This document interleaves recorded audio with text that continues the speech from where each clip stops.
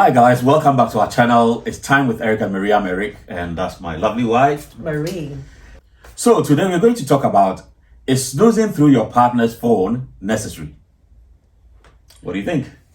I don't think it's necessary, to be honest. Once again, this was sent to me by one of my viewers from my political show.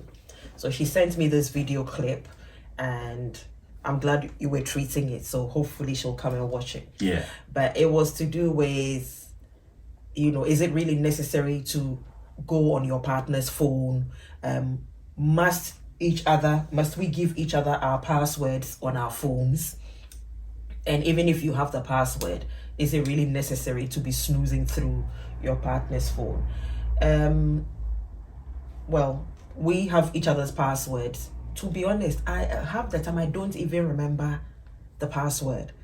Eric has given it to me a gazillion times. I don't even have storage capacity to keep it in there. So sometimes I'll pick up his phone and I'll just do that, although it still wouldn't come up, and I'll have to ask and he'll give it to me and I'll punch it in. But the only times I usually would even have to go into Eric's phone is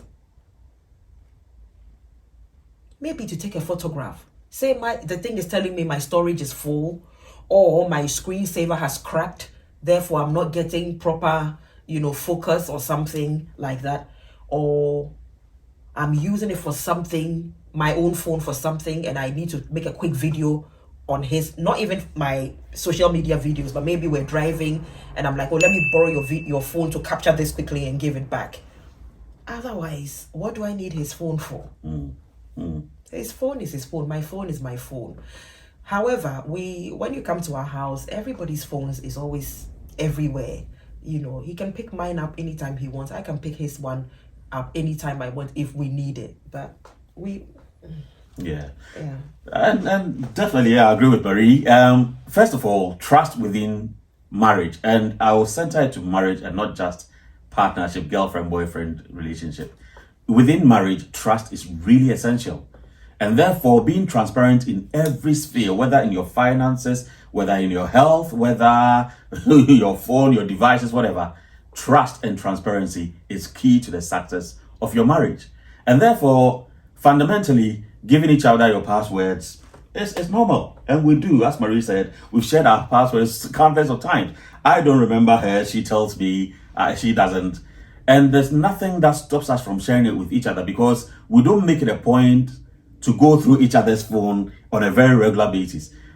Marie has shared when she goes through mine, or when she needs my phone to access something. Same here. It's only when I need access to, let's say, a WhatsApp message to forward to myself or to check a picture or a video that I need access to, that I have to go through it.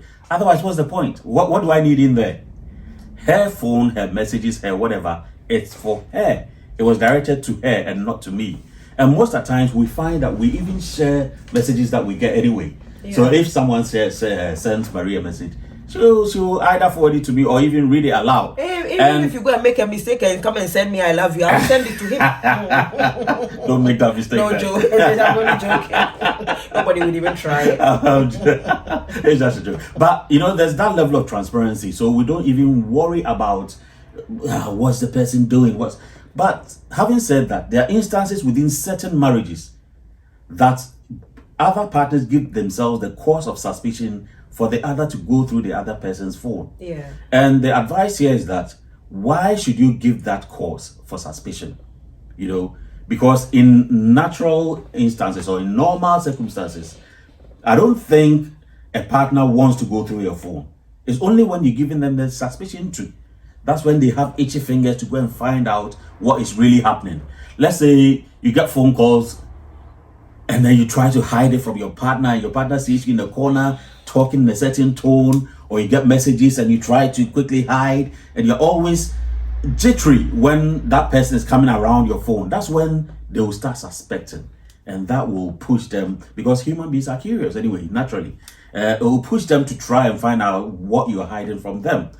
But apart from that, sharing passwords and having access to each other's phone when needed, I don't find anything wrong with it, because it's it gives you that level of comfort and that transparency to say nothing is going on. I've got your back, you've got my back, and all that. Yeah. And I think, I mean, having, earlier on I said that I don't have the capacity to even keep his password. Let me clarify that. I know what his password is around. I don't know whether that makes sense. Yeah. I know what to combine. At least by the time I've made the third attempt, I will get it right. Same here, because we always set our passwords around certain things, certain events and stuff like that. So I kind of have an idea. If it's the same with our bank PIN numbers. The number of times Eric has told me his bank PIN number. That's right. That I don't remember.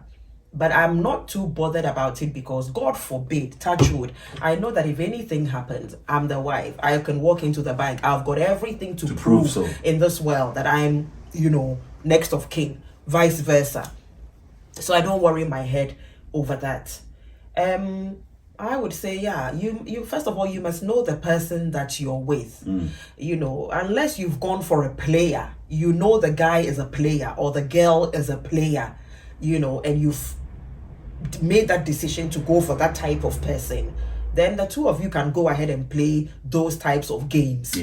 Some of us are too serious in life. We have things to achieve in life that hiding phone and password, that kind of hide and seek, to be honest, is not a part. It's not even a thing to discuss in our household. Transparency, accountability, building together, ensuring that we are enjoying a good life is what our focus is. I just like what you said with regards to building together. There's that sense of achievement when both of you are transparent and both of you share interest and the prospect of building something to achieve a goal to pass on to your next generation, which is your children. So why keep things from each other? That's my question. What will you gain? Because if the two shall be one, then you shall be one in everything.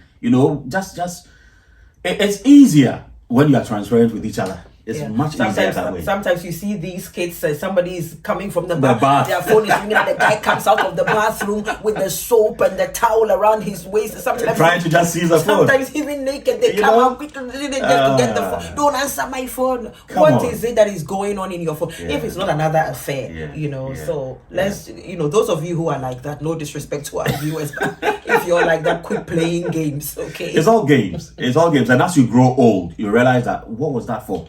You give yourself so much stress, or you give your partner so much stress for nothing.